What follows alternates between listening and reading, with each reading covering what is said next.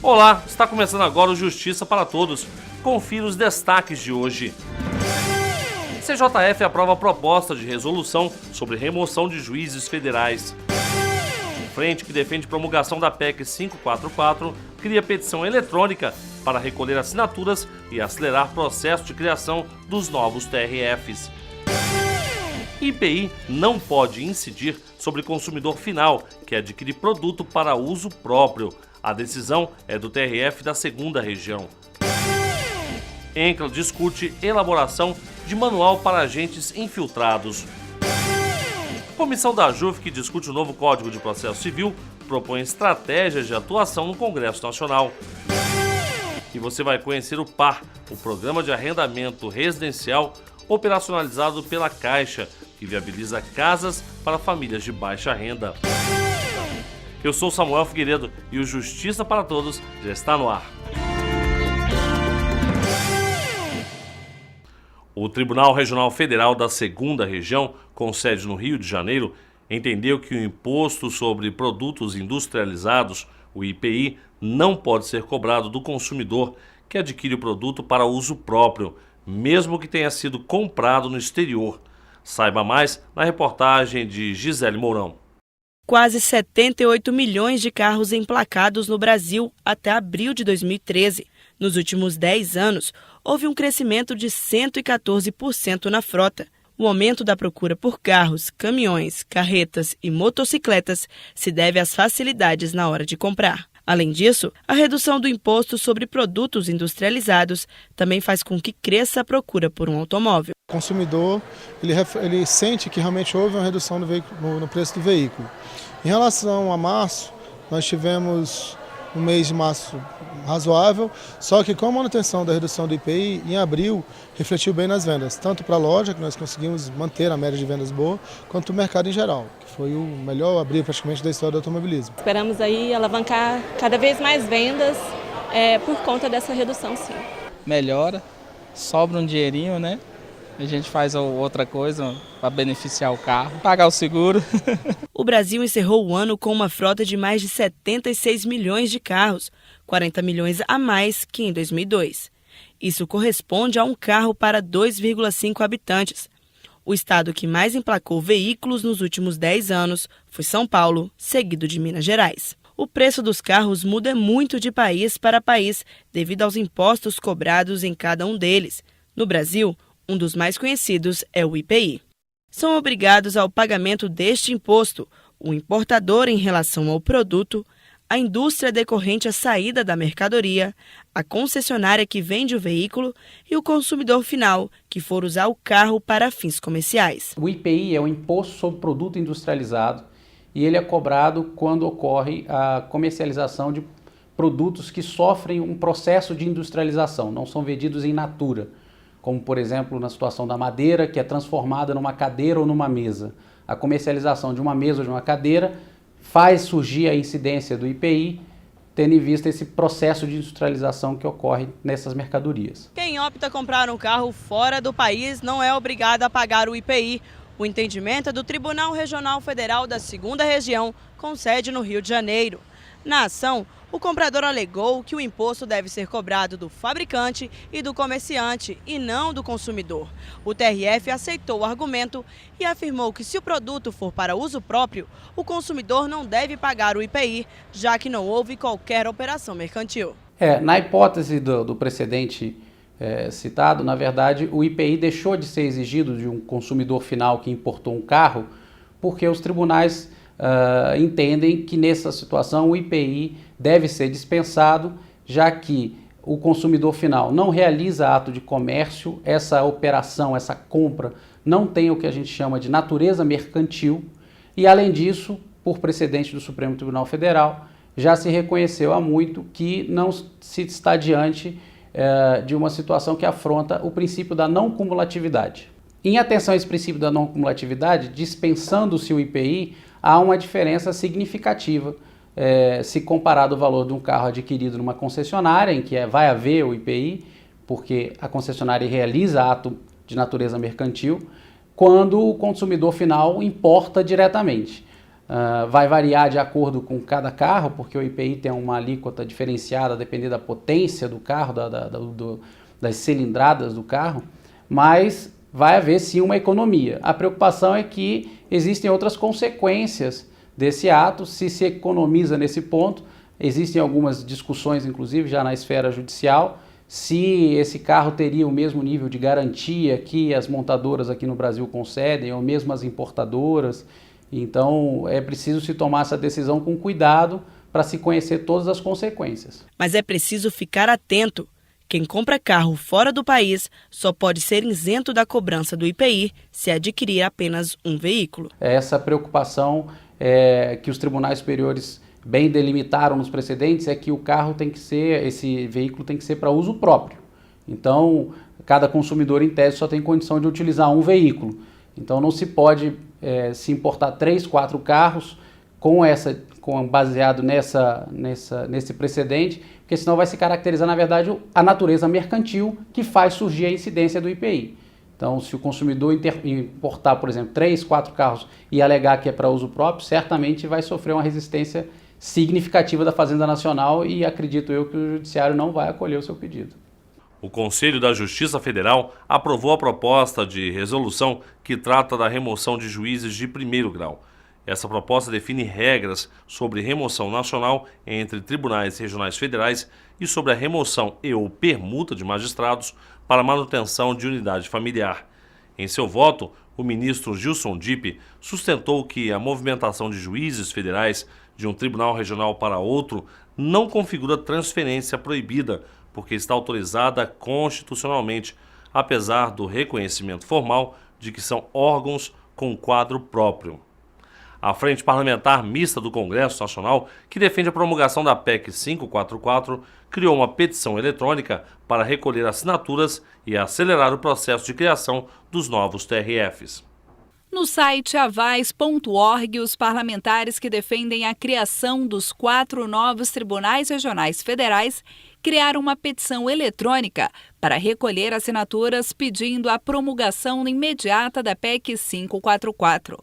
Após a coleta, o material será entregue ao presidente do Congresso Nacional, senador Renan Calheiros. No dia 7 de maio, representantes da AJUF, juntamente com parlamentares, realizaram no Senado o primeiro ato público em favor da promulgação da proposta. A PEC 544 foi aprovada pelo plenário da Câmara dos Deputados no início de abril.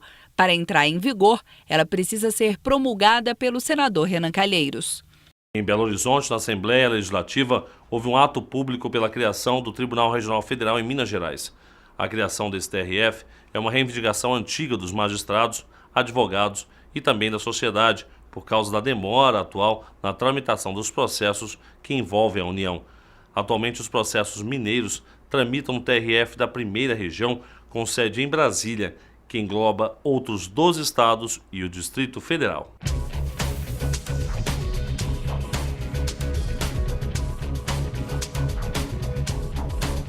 O Tribunal Superior Eleitoral abriu a exposição Voto no Brasil, uma história de exclusões e inclusões.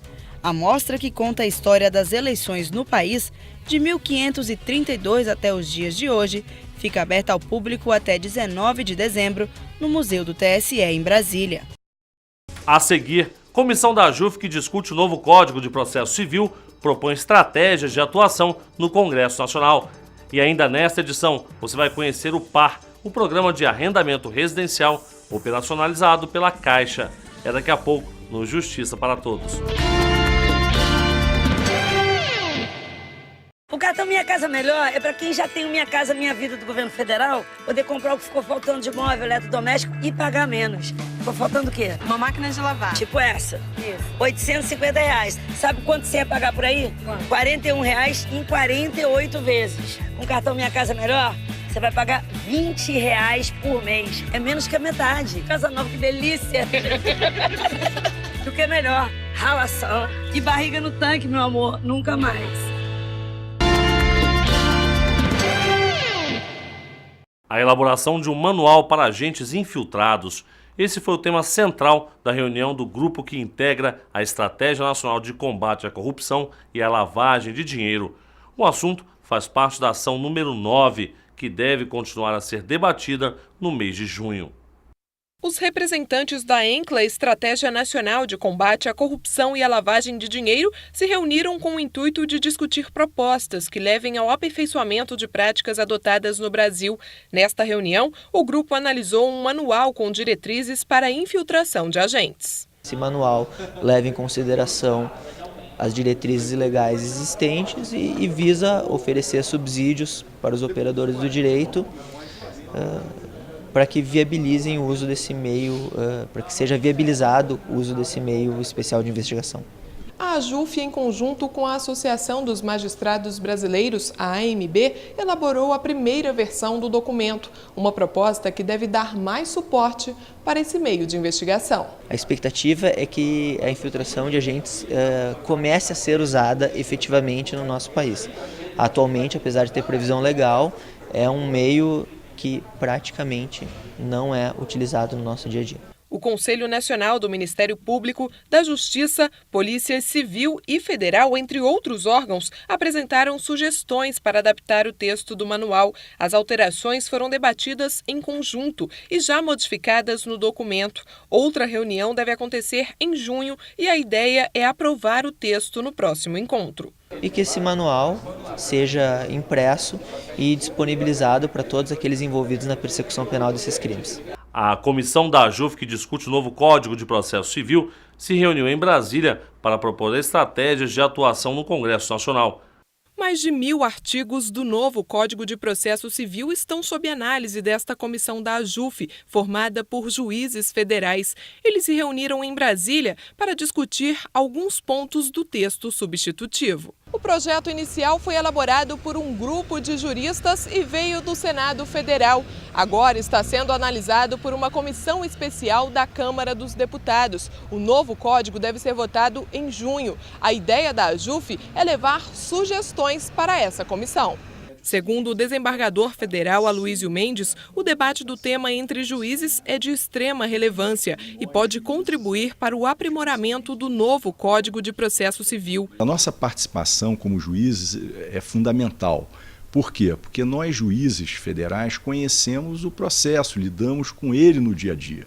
Então é muito importante que os juízes possam exatamente verificar, artigo por artigo, aqueles que têm uma boa aplicabilidade prática, para que a gente possa levar à Comissão Especial da Câmara dos Deputados, especialmente ao relator, deputado Paulo Teixeira, essas sugestões vindas da Magistratura Federal. Os juízes federais ainda não concluíram a análise, até porque são muitos pontos a serem debatidos, mas já há ideias que eles pretendem levar para a Comissão Especial da Câmara. Estamos já levantando alguns pontos. Por exemplo, verificamos que tem uma cláusula que fortalece a eleição do foro a nível internacional, mas, por exemplo, não há uma ressalva em relação à situação dos consumidores. Por exemplo, os consumidores hoje, até com uma certa frequência, às vezes compram um produto importado e às vezes o compram até no exterior, em viagens internacionais. E aí há uma jurisprudência já no país que garante, por exemplo, os direitos desse consumidor em relação até à garantia desses produtos. Então nós estamos propondo, por exemplo, nesse dispositivo, uma exceção para consagrar o que já é jurisprudência no Brasil, no sentido que o consumidor brasileiro possa também discutir judicialmente no próprio Brasil e não no exterior. Outro ponto em destaque na reunião diz respeito ao poder dos juízes. Para o grupo, é preciso fortalecer este poder. Hoje em dia nós temos muitos processos que às vezes são até julgados com uma certa rapidez pelo juiz. E às vezes se prolonga o processo, o desfecho do problema, porque uma das partes acaba criando dificuldades, empecilhos e tal. Então isso precisa de um fortalecimento do juiz para que o juiz possa estabelecer, inclusive, multas, né? Eventualmente, a parte que não age corretamente com a justiça, ela possa sofrer as devidas sanções ou possa haver até regras nesse sentido para que a parte não mantenha esse comportamento que é um comportamento contra o Estado, contra a sociedade. Então, isso, por exemplo, ainda na legislação atual, há limites estabelecidos, de modo que acaba enfraquecendo o poder do juiz. E enfraquecendo o poder do juiz, o cumprimento da decisão também se enfraquece. A Associação dos Juízes Federais do Brasil criou a Comissão Permanente de Reforma da Legislação Processual Civil para propor estratégias de atuação no Congresso Nacional no sentido de aprovar, rejeitar ou modificar proposições legislativas e acompanhar o trâmite de projetos que tratem sobre processo civil. Há ainda outras atribuições para o grupo. Uma resolução do Supremo Tribunal Federal define regras para a indicação de membros do Conselho Nacional de Justiça e do Conselho Nacional do Ministério Público. Pela resolução aprovada durante a sessão administrativa do Supremo Tribunal Federal, os ministros decidiram que cabe ao presidente do STF fixar a data para o início do procedimento de identificação de candidatos para as vagas do CNJ e CNMP. Após a definição da data do início de procedimento de seleção, os candidatos terão 10 dias para se inscrever. Os currículos serão avaliados em sessão administrativa do Supremo. Os ministros do STF que não puderem comparecer à sessão poderão votar por carta. A escolha deverá se dar por maioria absoluta. No caso de empate, a decisão será por critérios de idade e antiguidade dos magistrados. A seguir, você vai conhecer o PAR, o Programa de Arrendamento Residencial operacionalizado pela Caixa, que viabiliza casas para famílias de baixa renda. É daqui a pouco, logo depois do intervalo. Não saia daí. O cartão Minha Casa Melhor é para quem já tem o Minha Casa Minha Vida do governo federal, poder comprar o que ficou faltando de móvel, eletrodoméstico e pagar menos. Ficou faltando o quê? Uma máquina de lavar. Tipo essa. Isso. R$850. Sabe quanto você ia pagar por aí? R$41 em 48 vezes. Com o cartão Minha Casa Melhor, você vai pagar R$20 por mês. É menos que a metade. Casa nova, que delícia! O que é melhor? Ralação e barriga no tanque, meu amor. Nunca mais.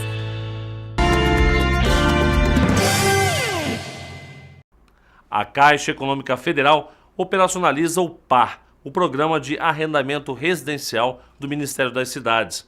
Um dos objetivos do PAR é viabilizar imóveis para famílias com renda de até 6 salários mínimos. Saiba mais na reportagem de Thaís Ceruti. O PAR foi idealizado para reduzir o déficit habitacional em municípios com mais de 100 mil habitantes. Pensando em agilizar o programa, a Caixa Econômica Federal abre discussão sobre o assunto com os governos desses municípios. E se for de interesse das prefeituras eleitas, firma-se um convênio entre as partes. Como ele funciona, né? Na verdade, o Fundo de Arrendamento Residencial, por meio da Caixa, representado pela Caixa, adquire um terreno, contrata uma construtora para fazer a empreitada, para construir o empreendimento. O empreendimento, então, será de propriedade do fundo. E aí o fundo, então, faz os contratos de arrendamento com os beneficiários, né? Beneficiários que atendam às condições previstas em lei, em especial a faixa de renda. Ele tem que ter uma renda de até 6 salários mínimos, renda mensal de até 6 salários mínimos. E aí esses beneficiários vêm à Caixa e celebram os contratos de arrendamento. A Secretaria Especial de Desenvolvimento Urbano da Presidência da República é parceira da Caixa na identificação dos locais e na seleção das famílias que serão beneficiadas. Lembrando que só é permitido entrar no programa pessoas físicas e que se encaixem na renda exigida. Os contratos de arrendamento eles são feitos pelo prazo de 15 anos. É muito similar a um leasing, a um arrendamento mercantil mesmo. Então, o arrendatário ele paga a taxa de arrendamento mensalmente ao longo do contrato e, ao final do contrato, ele pode fazer a opção de compra pelo saldo residual. Hoje, a lei já permite a aquisição antecipada. Então, hoje, o beneficiário, após 5 anos do contrato de arrendamento, ele já pode fazer a opção de compra, pagando o que houver ainda de saldo a pagar, né? Para alcançar todos os objetivos do programa, a Caixa vem tentando discutir com o Judiciário as questões das amarras que a lei impõe. Infelizmente, hoje, a Caixa não tem liberdade para implementar uma política de acordos como deveria ser ou como poderia ser. Porque as normas que regem o PAR, normas legais e infralegais, regulamentação do Ministério das Cidades, elas trazem algumas amarras e realmente a gente tem que observar toda a regulamentação. Mas, assim, é um problema que se coloca, né? A Caixa tem conhecimento do problema, tem consciência de que a gente precisa avançar. E o Ministério das Cidades também já está sabendo do cenário, né? E a gente tem uma expectativa de que em breve possa haver alguma alteração dessa regulamentação, para que então a gente comece a, com um pouco mais de espaço, avançar nessas políticas de negociação, não para aqueles arrendatários que simplesmente deixaram de honrar com as suas obrigações como um descompromisso realmente com o programa social, mas voltado para aqueles arrendatários que a gente percebe que têm o interesse de regularizar a sua situação e que realmente só se tornou inadimplente por alguma característica peculiar, externa, alheia à sua vontade. Você pode também assistir o Justiça para Todos na página da AJUF na internet ou no canal da associação no YouTube. O endereço é www.youtube.com/tvajuf. E o Justiça para Todos de hoje termina aqui. Obrigado pela sua companhia e até o nosso próximo encontro.